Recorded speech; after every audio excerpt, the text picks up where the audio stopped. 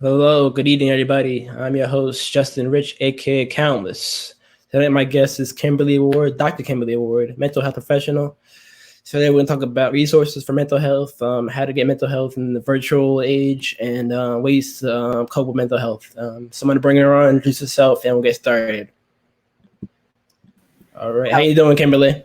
hello, I'm finding you. I'm doing well. So, tell us about yourself.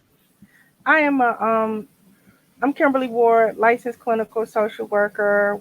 I'm licensed in Washington D.C., Maryland, Virginia, Delaware, and West Virginia. And I've been working in social work for years. I started out in 2005 on my journey as a in the child welfare arena.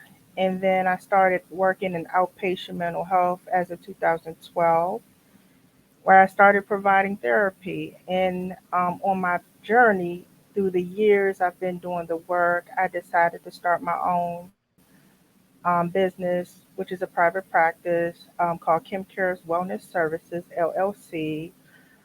I started as of July 2020, and I provide virtual online therapy as well as distant Reiki and clinical supervision for those who are seeking hours towards their licensure in the state of Maryland, where I'm a board approved supervisor in the state of Maryland.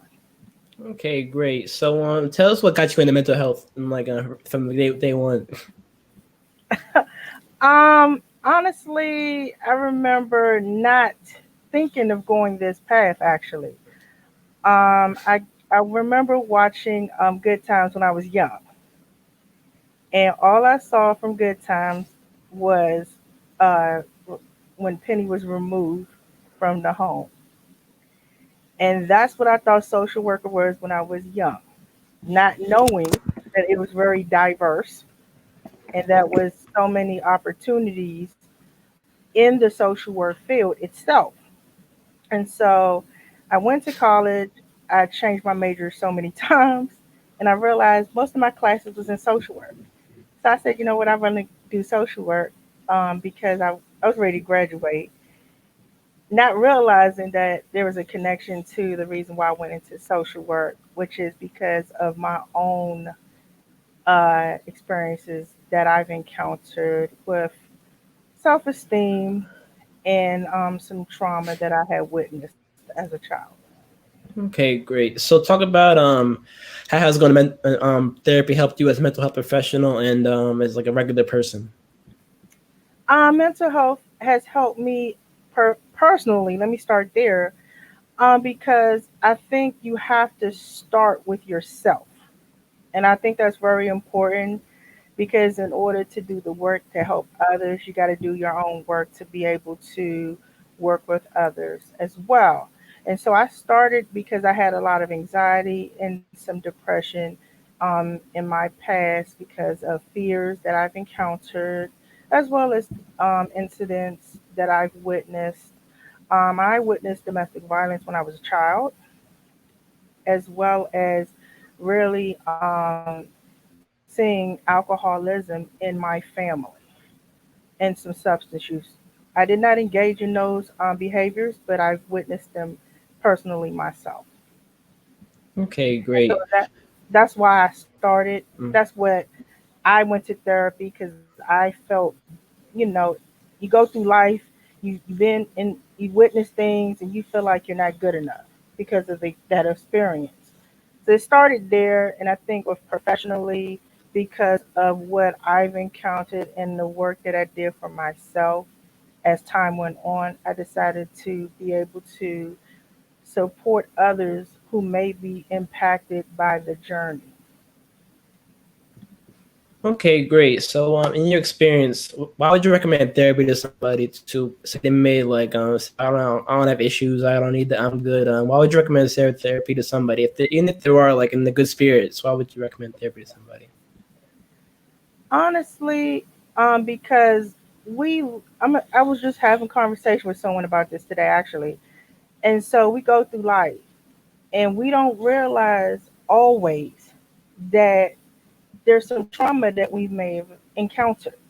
We think certain patterns are healthy, whether it's abuse, whether it's trauma as a child, where you might have witnessed your parent or alcoholism or substance use or an incarcerated parent. You don't realize always that that impacts you. So as you go through life, you think, or you could think that that's normal.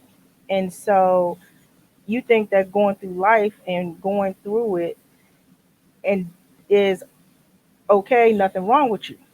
But then when you get in, whether you get into a relationship or whether you associate with other peers, you don't think that is nothing wrong. And it's not everyone, but I have talked to a number of individuals who have been in those circumstances. And that's the reason why it's very important to be open to it, especially when you come from a family where that everything is in the house. We don't take nothing outside. It's promoted as not, is okay. Okay, great. So, what are some like mechanisms you think for like coping with mental health and like some like outside and inside of like I say like a session after the session too, so somebody could like get better. I believe you get better as you like after the session, you know. So what would you say to that? Yes. So to that, I say that you have to go with different tools. There's so many tools out there. And so one of the tools is you might really start journaling. You might listen to some music that's calming or engaging in mindfulness strategies. And one of my favorites actually is guided imagery. And so that's just watching, like, I watch a lot of it on YouTube. And it's just imagine yourself to be at a place, whether it's a beach, and it's just walking you through the thoughts that you would have while you're at the beach, while listening to it on YouTube. So it's really so many different coping strategies out there, but those are my go-tos actually, and I actually talk to clients and my um, peers or friends of mine about it. So just to provide that support or thinking positively is another thing too, and trying to walk them through that, whether they're going through some difficult times in their lives. It's just being a person of support. Okay, great. So what are some issues you find in the black community that you find like, over and over again that like we're dealing with that we need to address? Honestly, it's just a lot of injustice that's going on right now, and it's been going on for years. You got racism. And so the problem is when things haven't changed and within the black community, it affects them. And of course, I feel affected as well. And so it's like the you have the Black Lives Matter movement. You have set the following like George Floyd who's been murdered, or even Philando Castile, and so many others who have been murdered senselessly. They shouldn't have that shouldn't have happened. And then nothing has been done, so people are fed up because this has happened. And it also continues to be some systemic racism that continues to happen, whether in an organization, people are not up for promotion or moving up. Another thing I want to share though is certain organizations may not have members of color that's on these leadership roles and positions. And so that's another issue. So I think that within the black community, is all those issues, and then the fact that even though the voices have been spoken, the problem is no one is they're feeling like, as well as myself, not being heard. Yeah, cause it could feel like roller coaster sometimes, like you're in a hamster wheel too. So like, what are some methods you have for like? I know it's hard to deal with racism like on like head on too, cause like sometimes we're not the problem, you know, it's like the other side too. So like, what are some methods you have to like help them deal with it too, so they don't like feel like they're not being heard or like they're feeling like they have a voice and they feel like somebody's behind them and backs them up. I honestly, I I'm a therapist, and I'm gonna be tell you this. Someone that I talk to, and I'm of course I'm the therapist. That's been an issue, and it's a number of incidents that happen in the news where um, black people of color been murdered by the cops, for instance, and this happened. So one of the individuals that I speak to, she was going to the therapist, not of color, by the way. And that therapist did not want her to talk about an incident that happened late last year. And so, of course, that did not spark her interest in continuing with that therapist. The main thing is being there to let them speak and let them feel heard. Because what happens is if they're not feeling heard, they're going to go somewhere else for therapy. You're not supporting them. You're not um, letting them talk during their time in session about this issue because it affects and impacts the black community. Mm. Yeah, it's very powerful, very powerful. So in the day and age with all like the protests going on too, and this like having to still deal with like life and all that too, and then also the COVID too. Like, what are some ways you could Mhm. recommend to people seek out resources of like mental health in this day and age? I know everything's like virtual now too, but some people may have a hard time like trying to like adjust to that too. So, what are some things you recommend for that too?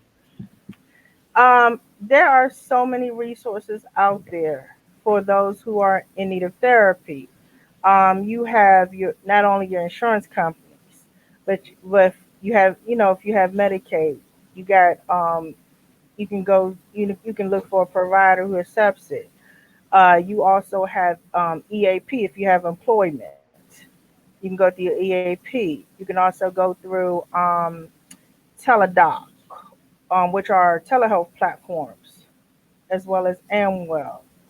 And also, they have websites like OpenPath. For instance, OpenPath. Actually, I just got a referral from OpenPath last week, and I met with the young lady today actually. And basically, with OpenPath, when I'm on there or anyone as a therapist, you agree not to charge that person between $30 to $60, no more than that, or within that range itself only, as the therapist. And actually, the lady that reached out was actually um, she is in the actually her job hours have been cut. So of course she had limitations with being able to afford therapy, the actual therapy rate. So those are for those who may have like limited income or they need something like affordable for themselves. Okay, that was my next question too. So, just a little about like affording and where do people look to? Because now people like they may have insurance, they may not be working now too. So it's like you were saying before, they have like programs that are out there that like they could look and like what would you suggest? Like, would you suggest like Google, like Facebook, reaching out on social media? What would you recommend for that? You can do Google search, Facebook. Also, you'll be amazed at how many people you come across that are aware of this. Like, because they might be in therapy themselves, and they might come across and tell you about that resource itself. There's also options like, let's say someone needs therapy, and especially with what's going on right now, and people have lost jobs or laid off. There is an option, and I do believe in being in sharing it. There's an option of asking if that provider can offer a sliding scale fee. That's basically if, let's just say, you don't, you're in a certain income bracket and you're unable to afford the actual rate for therapy, you can ask if that's an option with that therapist. And if it is, the therapist has their own way to identify like which rate can you pay, and they'll ask you, can you pay this rate based on your income with the chart that they may have in their practice. So that's another option, as well if someone is interested in seeking mental health services. That's great. That's great. So, how has the mental health industry changed over the years? Let's say about last 5 years. How's it changed? Oh wow, it has changed. I've seen, of course, more virtual now. That's number one. More people I'm coming across actually are into virtual, and they feel that it is much easier to do virtual therapy versus being in the office setting. And another change that happened in a shift, I remember starting foster care, being a foster care worker. And the foster care, the way the foster care was set up when I first started is totally different than it is as time went on. And so the children have changed. There's so much more trauma that kids have been exposed to now than in the past. Not saying that it didn't exist in the past, but it's just so much that is happening that is not only on the news, but affects the community as well. Okay, great. So, next question is a big one. So, after a session, what are some ways people could cope and like carry on that positive feeling after they have a therapy session? First things first, one of the options is definitely utilizing your supports, whether it's close friends or family that you are connected to. Maybe y'all might do a virtual chat, or maybe y'all talk on the phone, or do some activities online as well. Like I play game online with one of my friends actually right now. So that's a way to stay connected with people. Also, getting involved in like activities such as paint night. They have them available virtually as well. Um, and also like really listening to music.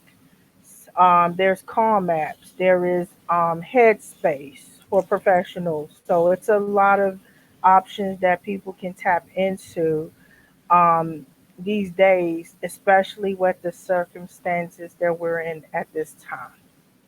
Okay, great. So, what advice do you have for young beginnings therapists out there that want to get into the industry, not sure how, or like in it, but like they can't like not sure how to like deal with all these like people are like they got probably straight out of college and they get this beginning, they're not sure what to do, how to like act. hmm Yes, I actually went through that myself. I was young, new in the field myself. I mean, it's different from my experience, what I've learned in college versus being out there into the real world doing the work. It is two different things. What you experience in your internship is not going to be entirely the same as a job. So, my advice is for those that really want to do it, really you have to really have your heart into this work, because honestly you may come across so much abuse or a number of abuse situations, neglect, that could really hit home, hit your heart so much. So really being aware of that. I also recommend, if it's, if you get to the point where I need to talk to somebody, use see if you can see a therapist to help you process through this time as um, a young social worker or mental health professional that is getting into this. So I definitely highly recommend that. And also really knowing, getting, because when you start out, you're getting experience. It might be a starting point, but really, it is not your long term goal or path unless you choose for that to be your long term goal path. So, always being open, working, if you want to work and get some experience temporarily, being open to like looking at other options out there as you are navigating and working and getting that experience to really expand and grow into the field. Okay, great. So another tough question. How do we method to deal with like mental health without the police being involved? If you can answer that, or Hmm. Um, so honestly, the police being involved can be very uncomfortable for people. I can speak on it in the sense of as far as when it comes to maybe child abuse, because I used to work in social services at one point and in the social work field. It can be very uncomfortable.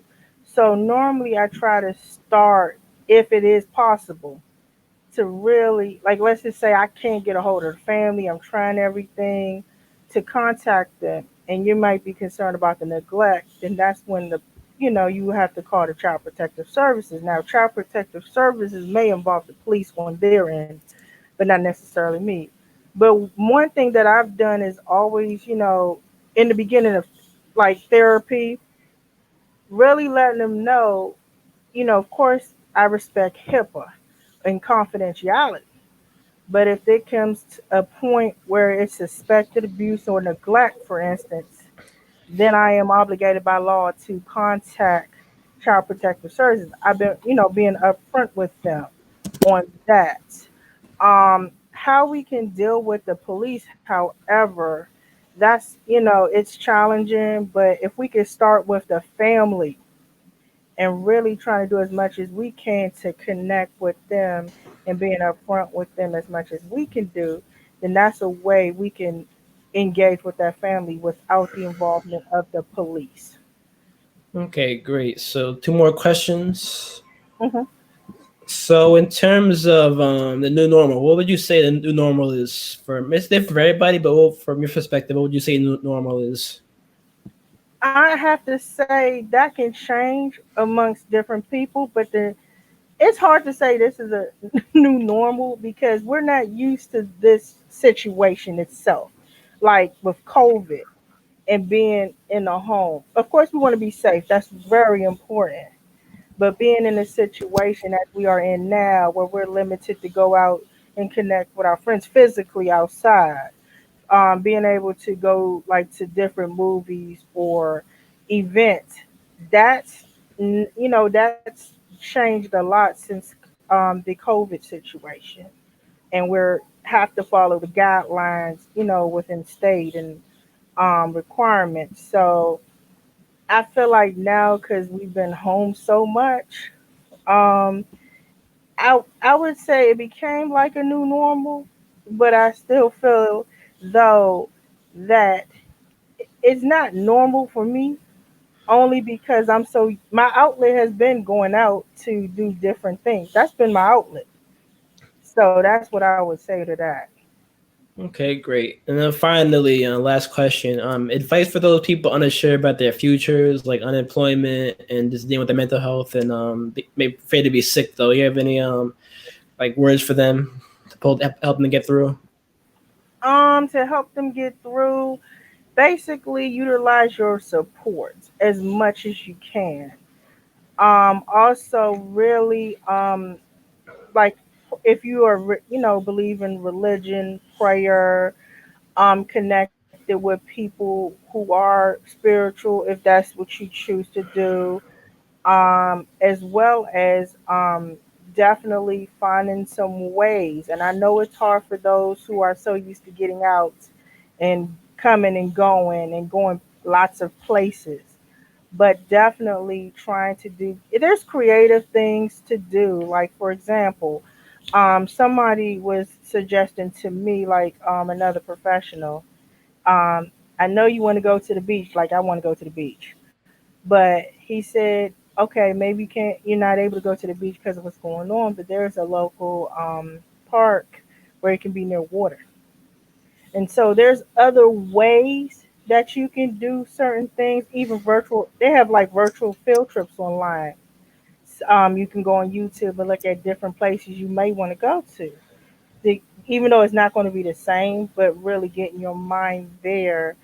And like I say, journaling, really engaging in a lot of relaxation, taking, getting as much rest as possible, getting as much exercise and trying to really go out in nature, like going outside your house down the street if you can, to really get a walk if possible. So those are things that I would say to that.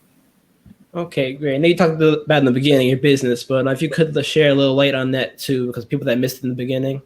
hmm So my business is called Kim Cares Wellness Services LLC, and basically I have uh, online virtual therapy as well as clinical supervision for those who are seeking licensure as a licensed master social worker in the state of Maryland, which I'm a board approved supervisor and provide distant Reiki as well on my in my business. My website is www.kim cares wellness wellness.org. Okay, great. Thank you for coming on and sharing your experience and talking about mental health. It's really important that during this time especially. But is there anything else you'd like to share or we may have missed any topic you want to discuss and people out there may need help with? Um, so basically, definitely, what I would say mainly is doing as much as you can to take care of you during this time. Really turning to people that are of support, staying connected with loved ones and friends, checking on your friends too. Definitely checking on people and just making sure everyone is doing okay, or if they need a helping hand, reach out to them. You definitely want to stay connected because we never know what may be going on with someone else if we don't take the time to check in on them. So those are things that I would say as well. Okay. Thank you for coming on again. I appreciate it. All right, thank you very much. This has been the Countless Vlogcast with my guest, Kimberly Ward, mental health professional. Thank you guys for watching. Follow me on YouTube, the Countless Vlogcast. Also on Facebook, Justin Rich. Make sure you follow Kimberly on Facebook and their website. And thank you guys for watching. All right, thank you for having me. Thank